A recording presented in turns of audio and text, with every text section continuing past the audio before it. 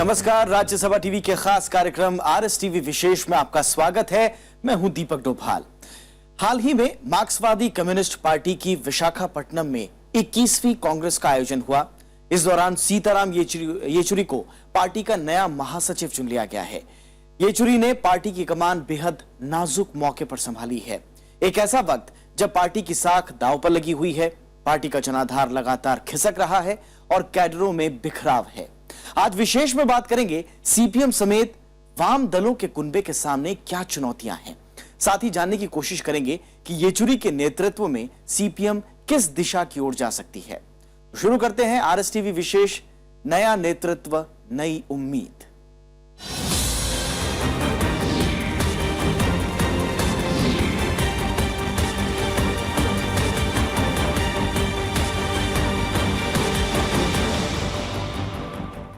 जी हाँ, तो सीपीएम की 21वीं कांग्रेस के आखिरी दिन सीताराम येचुरी को सर्वसम्मति से पार्टी का नया महासचिव चुन लिया गया।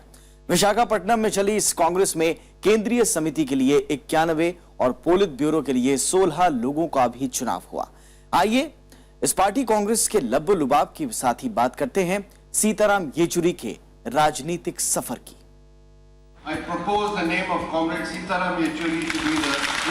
पूर्व महासचिव प्रकाश करात के प्रस्ताव के बाद ही सारी अटकलों पर विराम लग गया। 21वीं पार्टी कांग्रेस के आखिरी दिन तक ये चर्चा का विषय था कि अगले 3 साल तक पार्टी किसकी अगुवाई में काम करेगी।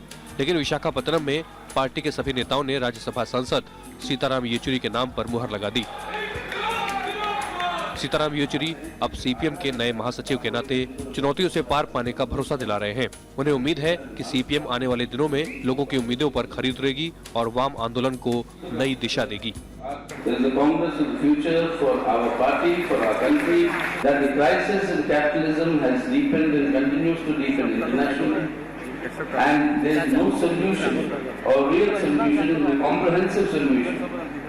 for the people to liberate themselves from exploitation in this world of today, except by strengthening the struggle for socialism. Sitaram Yechury ने पार्टी के दिग्गज नेता दिवंगत हरिकिशन सिंह सुरजीत के साथ पार्टी में काम शुरू किया और धीरे धीरे आगे बढ़ते गए। चेन्नई के तेलुगु भाषी परिवार में 12 अगस्त 1952 को जन्मे सीताराम येचुरी हैदराबाद में पले बढ़े। वहीं उनकी शुरुआती शिक्षा दीक्षा हुई। 10वीं के बाद वो दिल्ली आ गए। 12वीं क्लास में वो सीबीएसई की परीक्षा में पूरे देश में अव्वल रहे। आगे अर्थशास्त्र में दिल्ली विश्वविद्यालय से बीए और एमए करने के बाद वो पीएचडी करने जेएनयू पहुंचे। यहीं से उनके राजनीतिक जीवन की शुरुआत हुई। 1974 में वो सीपीएम की छात्र संगठन इकाई एसएफआई के सदस्य बने और अगले साल यानी 1975 में उन्होंने सीपीएम की सदस्यता ली। उसी साल देश में जब आपातकाल लगा तो येचुरी जेल भी गए। कुछ समय तक पार्टी के काम के लिए वो भूमिगत भी रहे। वो 1976 में जेएनयू छात्र संघ के अध्यक्ष चुने गए। उन्होंने अपने साथी प्रकाश करात के साथ मिलकर जेएनयू में वाम आंदोलन को नई दिशा दी। 1978 में एसएफआई के अखिल भारतीय संयुक्त सचिव बने और फिर अखिल भारतीय अध्यक्ष बने। 1984 में सीपीएम ने उन्हें केंद्रीय समिति के लिए चुना। 1992 में पार्टी की 14वीं कांग्रेस में उन्हें सीपीएम पोलित ब्यूरो में जगह मिली। तब से वो पार्टी के लिए कई अहम जिम्मेदारियां निभाते रहे। इसके अलावा राज्यसभा में बेहद लोकप्रिय सांसदों में वो गिने जाते हैं और संजीदगी के साथ देश दुनिया के मुद्दों पर बहस में शामिल होते हैं। पार्टी के महासचिव बनने के बाद उनका जोर वाम मोर्चे को मजबूत करने पर है। To strengthen ourselves first, on that basis to strengthen the left unity of the left forces, and then the left democratic forces. Through this process that will simultaneously go on, to strengthen the people's intervention capacity in determining the policy direction of the country through mass struggles. What are the challenges? CPM को उम्मीद है कि सीताराम येचुरी की अगुवाई में party बेहतर प्रदर्शन करेगी, भारतीय जनमानस का भरोसा जीतने में कामयाबी हासिल होगी। सीताराम येचुरी को लेकर दूसरी पार्टी के नेताओं ने भी सकारात्मक रवैया दिखाया है। कांग्रेस के मुताबिक उनकी देखरेख में सीपीएम नई ऊंचाइयों को छू सकती है। सीताराम येचुरी जी बहुत ही योग्य, बहुत ही सौम्य, बहुत ही संतुलित व्यक्ति हैं और राज्यसभा का सदस्य मैं हूं, राज्यसभा के सदस्य वो भी हैं और हर रोज लगभग उनको सुनने का मौका मिलता है। वो जनरल सेक्रेटरी बने हैं। मैं समझता हूं कि सीपीआईएम एक नई दिशा में जाएगा। हमारी बहुत बहुत शुभकामनाएं सीताराम येचुरी जी के साथ में है। सीताराम येचुरी के सामने फिलहाल चुनौतियां कई हैं, लेकिन लंबे तजुर्बे और तेज तर्रार शैली के चलते सीपीएम विस्तार की संभावनाएं देख रही है। अपनी व्यवहारिक कार्यशैली के लिए जाने जाने वाले सीताराम येचुरी की पार्टी के नए महासचिव के रूप में आगे की राह आसान नहीं है। चुनावी राजनीति में सीपीएम की लगातार गिरती साख को मजबूत करने की कवायद में येचुरी को पार्टी की विचारधारा और मौजूदा राजनीतिक परिस्थितियों के बीच तालमेल बनाकर चलना होगा। कैमरा पर्सन राज ठाकुर के साथ विशाल दहिया, राज्यसभा टीवी, विशाखापट्टनम। और विशाखापट्टनम में 6 दिनों तक चली सीपीएम की 21वीं कांग्रेस में राजनीतिक लाइन पर अहम चर्चा हुई। देश में पार्टी को मजबूती देने और वाम लोकतांत्रिक ताकतों को साथ लाने पर जोर दिया गया। 6 दिनों के दरमियान राज्य इकाइयों के अधिकार और चुनावी रणनीति पर भी बात हुई। इस दौरान कई अहम प्रस्तावों को भी मंजूरी दी गई।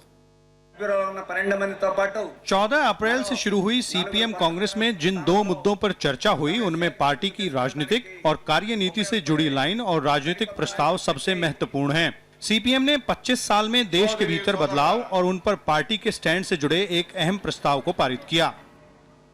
लोकसभा चुनाव में खराब प्रदर्शन के बाद जनवरी 2015 में हैदराबाद में भी इस पर विस्तार से बात हुई थी, लेकिन 21वीं कांग्रेस में सीपीएम ने इसे काफी अहमियत के साथ पार्टी कार्यकर्ताओं के सामने रखा। सीपीएम ने साफ किया कि उनकी राजनीति में गैर बीजेपी और गैर कांग्रेसी लाइन से समझौता नहीं होगा।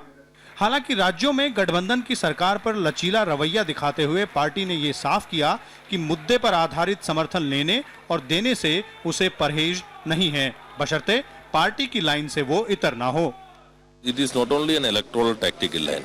This is the tactical line actually to strengthen the left democratic front in this country. Left democratic front is not only an electoral alliances. It is alliances of all left and democratic forces to mobilize against the policies of this government, policies of this regime, and also against the communal policies.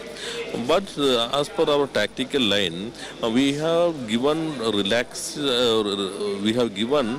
the power to the state units to make electoral alliance with the regional parties under the objectives of the central line. Then there is a space for the electoral alliances with the regional secular parties, non-Congress secular parties. There is a space for that. राजनीतिक और कार्यनीति से जुड़ी line में party संगठन और लोगों के बीच काम करने की शैली पर विस्तार से बातचीत हुई। कांग्रेस के 5वें दिन तत्कालीन महासचिव प्रकाश करात ने राजनीतिक प्रस्ताव का मसौदा पेश किया। इस पर पार्टी के 44 लोगों ने अपने विचार रखे। जो 473 संशोधन पेश किए गए, उसमें से 55 को मंजूरी मिली। आखिरकार प्रस्ताव को पास कर दिया गया। पार्टी के दिग्गज नेता एस रामचंद्रन पिल्लई ने रिपोर्ट पेश की और इसमें 1978 में सल्किया प्लीनम में पार्टी के लिए तय दिशा निर्देशों पर चर्चा हुई। तय ये हुआ कि 2015 के अंत तक फिर से एक प्लीनम होगा, जिसमें पार्टी के संगठन और विस्तार से जुड़े तौर तरीकों पर चर्चा होगी। 2 important tasks have been completed by the party congress. 1, the review of the political tactical line. 2, the new political line. 3, about the organizational matters. प्लीनम से पहले सीपीएम में जो प्रक्रिया अपनाई जाएगी, उसके तहत पहला जिम्मा राज्य इकाइयों को दिया गया है। वो जो रिपोर्ट तैयार करेंगी, उस पर पॉलिट ब्यूरो में विचार होगा। फिर पॉलिट ब्यूरो और केंद्रीय समिति की सहमति के बाद अंतिम रिपोर्ट तैयार होगी, जिसके तहत देश के अलग अलग प्रांतों में पार्टी की कार्यशैली को अंतिम रूप दिया जाएगा। प्लीनम में इसे पारित होने के लिए पेश किया जाएगा। लिहाजा 2015 का प्लीनम पार्टी के लिए बेहद अहम माना जा रहा है। But this 21st Congress, if we need to characterize in a sentence, I would characterize it as the 21st Congress of the CPIM. This is the Congress of the future. This is the Congress of the future for our party, for our country, and on the basis of strengthening our independent strength, the left unity on that basis, striving to build and building the left and democratic unity of the left and democratic forces. CPM की party Congress में इस वक्त के बड़े राजनीतिक मसलों पर भी चर्चा हुई। सीपीएम ने बीजेपी की अगुवाई में दक्षिण पंथ की बढ़ती ताकतों पर चिंता जताई। पार्टी के मुताबिक इससे मोर्चा लेने के लिए वाम और लोकतांत्रिक पार्टियों को एकजुट होना चाहिए। We did a very good review of the political tactical line, which we had adopted in the last several Congress and which we had practiced in the last 25 years. And on the basis of that review, this time we have adopted a new political draft political line. This political tactical line, actually, it would strengthen us for new struggles against the neoliberal policies of this government, and also it should give more momentum to fight against the communalism. This political tactical line actually intends to intensify our struggles against the policies, these neoliberal policies of this government. It is a continuation of the last government, not only the continuation, strengthening of the neoliberal policies of the second UPA government.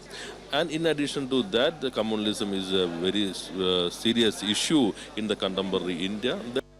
CPM ने कई महत्वपूर्ण प्रस्तावों को भी मंजूरी दी। महिलाओं के खिलाफ हिंसा, श्रम सुधार की मौजूदा कोशिश, अल्पसंख्यकों के कल्याण से जुड़े कार्यक्रमों, रोजगार के अधिकार को मौलिक अधिकार का दर्जा दिलाने, शारीरिक तौर पर विशेष रूप से सक्षम व्यक्तियों के लिए विधेयक लाने, नेट न्यूट्रलिटी के समर्थन के अलावा सांस्कृतिक और वैज्ञानिक विचारों के प्रसार पर प्रस्ताव को मंजूरी मिली। इनके अलावा मनरेगा और पूर्वोत्तर के मुद्दों पर भी अहम चर्चा हुई। सीपीएम को उम्मीद है कि आने वाले दिनों में वो पार्टी के साथ ज्यादा से ज्यादा लोगों को जोड़ पाएगी।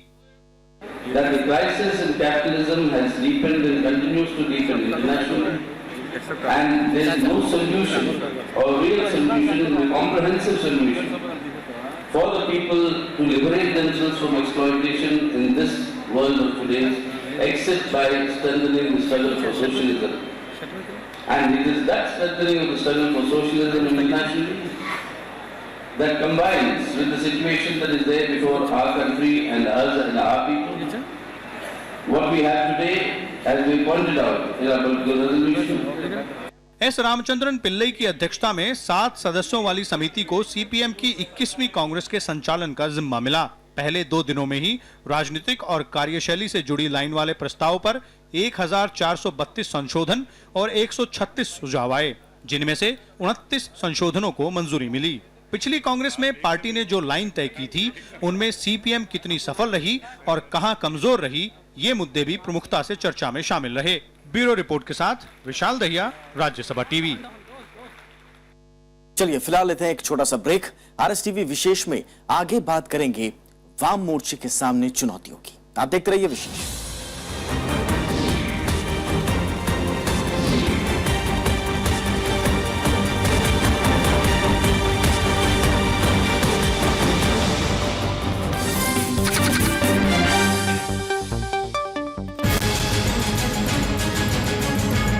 योगेंद्र और प्रशांत की आपसे छुट्टी, आनंद कुमार और अजीत झा भी बर्खास्त। आम आदमी पार्टी में बढ़ी टूट की आशंका। देखिए देश देशांतर, क्या होगा आपका, आज रात 8:30 बजे। हमारे जीवन में बदलाव लाने वाले विज्ञान के ऐतिहासिक प्रयोगों, जिन्होंने एक्सरे, पेनिसिलिन, हरित क्रांति, ग्रीन हाउस प्रभाव, अर्धचालकों और रक्त समूहों की खोजों में योगदान दिया। आप जानेंगे पाचन की प्रक्रिया, मॉर्गन, ग्रिफिथ और सर सीवी रमन के प्रयोगों को डॉक्यूमेंट्री सीरीज कुछ तुक्के कुछ तीर में, हर रविवार सुबह 8 बजे सिर्फ राज्यसभा टीवी पर।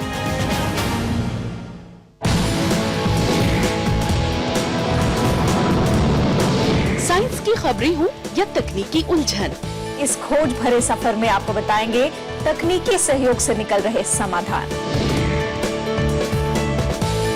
विज्ञान की फिल्में हो या फिर अन्वेषण, भारतीय वैज्ञानिकों ने खोज निकाला है ऐसा सुपर एलॉय जो एविएशन इंडस्ट्री को और ऊंचाई तक ले जा सकता है।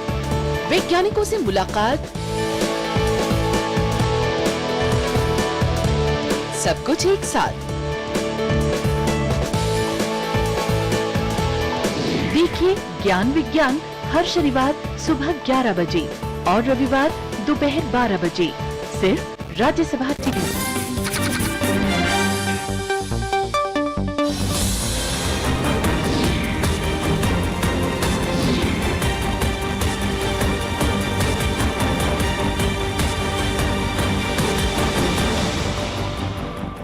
ब्रेक के बाद आपका स्वागत है।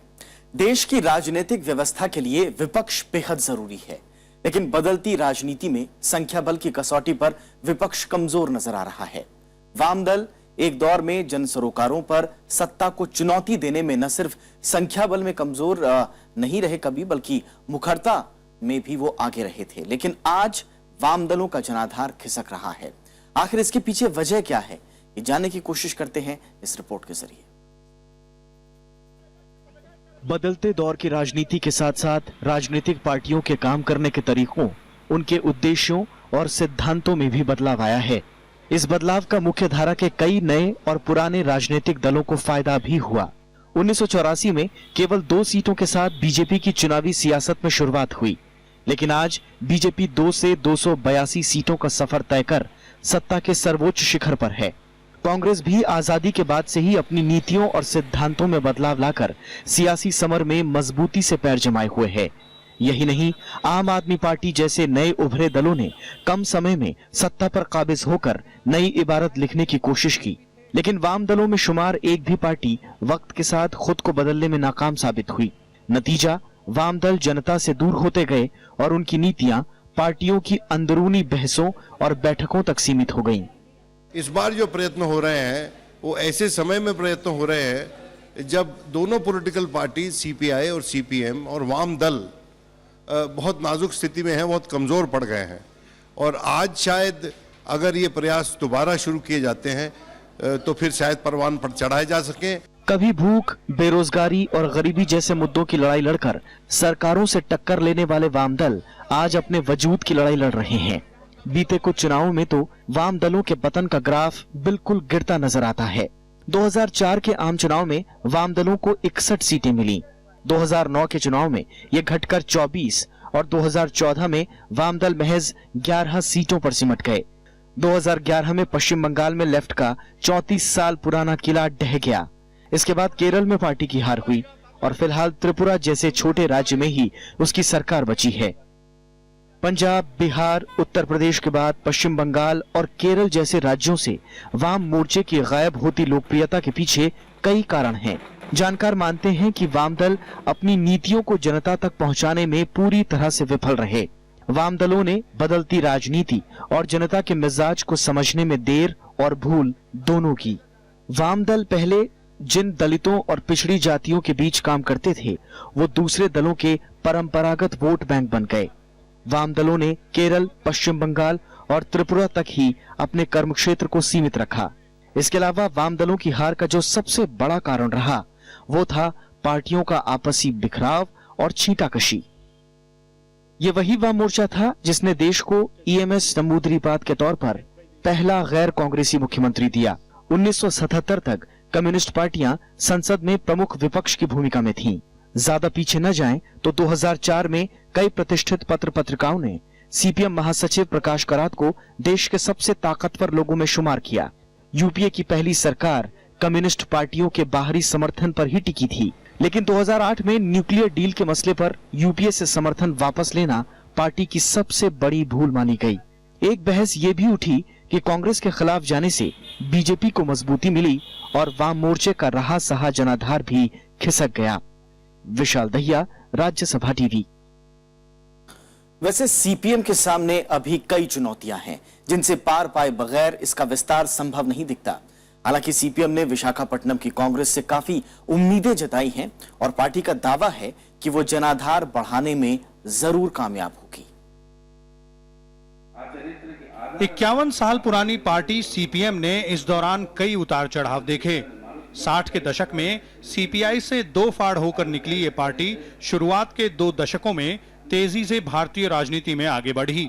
सीपीएम ने 1967 में पहला लोकसभा चुनाव लड़ा और मैदान में 59 उम्मीदवार उतारे, जिनमें से 19 को जीत हासिल हुई। 1971 में 85 सीटों पर लड़ने वाली सीपीएम को 25 पर जीत हासिल हुई। 1977 में पार्टी को 53 में से 17 सीटों पर जीत मिली। 1980 में 64 सीटों पर लड़ने वाली सीपीएम ने 37 सीटों पर जीत का परचम लहराया। इसके बाद पार्टी के प्रदर्शन में गिरावट होने लगी। 2014 आते आते पार्टी के खाते में महज 9 सीटें रह गईं। जाहिर है सीपीएम का जनाधार खिसका है। We face serious setbacks in the last several elections, particularly in the setbacks in the West Bengal also. But we are very confident we shall overcome from this hurdle time. This political tactical line will give more enthusiasm to all units and all comrades to overcome this critical and very serious stage of our party. We are very confident we shall overcome from this. पश्चिम बंगाल में 1977 से लगातार सत्ता में रहने वाली इस party को 2011 में तृणमूल कांग्रेस ने कुर्सी से बेदखल कर दिया। उसी साल केरल में भी सीपीएम को सत्ता गंवानी पड़ी। फिलहाल त्रिपुरा को छोड़ दें तो सीपीएम किसी भी राज्य में सत्ता में नहीं है। ऐसे में जनता के बीच फिर से पैठ बनाने की बड़ी चुनौती पार्टी के सामने है। सीपीएम ने राजनीतिक मामलों पर पार्टी की दिशा भले ही तैयार कर ली हो, लेकिन घटते जनाधार और विभिन्न मुद्दों पर जन समर्थन न जुटा पाने के चलते संगठन को मजबूत और ज्यादा प्रभावी बनाने पर भी ध्यान देना होगा। बीते 2.5 दशक में देश में जिन आर्थिक नीतियों को अपनाया गया और जिनके खिलाफ सीपीएम की विचारधारा रही, उसे जनता के बीच प्रचारित करना सीपीएम के लिए बड़ा टास्क है। मजदूरों और किसानों के मुद्दों को मूल आधार मानने वाली पार्टी के लिए श्रम सुधार और खेती किसानी के मुद्दे को लगातार उठाने का दबाव है, जिस पर दूसरी पार्टियां भी लगी हैं। वाम आंदोलन पर नजर रखने वाले लोगों की माने तो एक आरोप ये भी है कि सीपीएम ने अपनी लाइन से भी समझौता किया है। खासकर पश्चिम बंगाल के सिंगूर और नंदीग्राम के मसले प्रमुखता से उठाए जाते हैं। बीजेपी ने जिस तरह पिछले लोकसभा चुनाव में बंगाल में पैठ बढ़ाई है, उसने सीपीएम के सामने चिंता की लकीर खींच दी है। एक तो पहले ही राज्य की सत्ता तृणमूल कांग्रेस के हाथ में है और उस पर दूसरी विरोधी पार्टियां वोट में सेंध लगा रही हैं। लिहाजा इस साल पश्चिम बंगाल में होने वाले चुनाव से पहले पार्टी को खासी मशक्कत करनी पड़ेगी। We formulated certain tasks. We tried to implement those tasks. And in 1992, at the time of the Chennai Party Congress, 14th Party Congress, we reviewed the implementation. And every party Congress that we are reviewing it. And we are making a more serious introspection in the coming party plenum. This is one of the major issues we will be discussing there. How to expand the party in our weaker states. CPM के लिए हिंदी भाषी प्रदेशों में जनाधार बढ़ाना शुरू से चुनौती रही है, लेकिन हाल के वर्षों में उसके वोट में तेजी से गिरावट देखी गई। दिल्ली विधानसभा चुनाव में जिस तरह 2 साल पुरानी आम आदमी पार्टी ने भारी जीत दर्ज की, उसके बाद राजनीतिक जानकारों का मानना है कि जनता का मिजाज अब भी बदलाव के पक्ष में है, लेकिन जिन मुद्दों पर वोट डालेंगे वो भी वक्त के साथ बदल रहे हैं।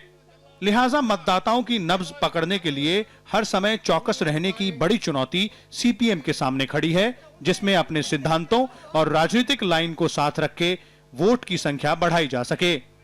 ब्यूरो रिपोर्ट के साथ विशाल दहिया, राज्यसभा टीवी।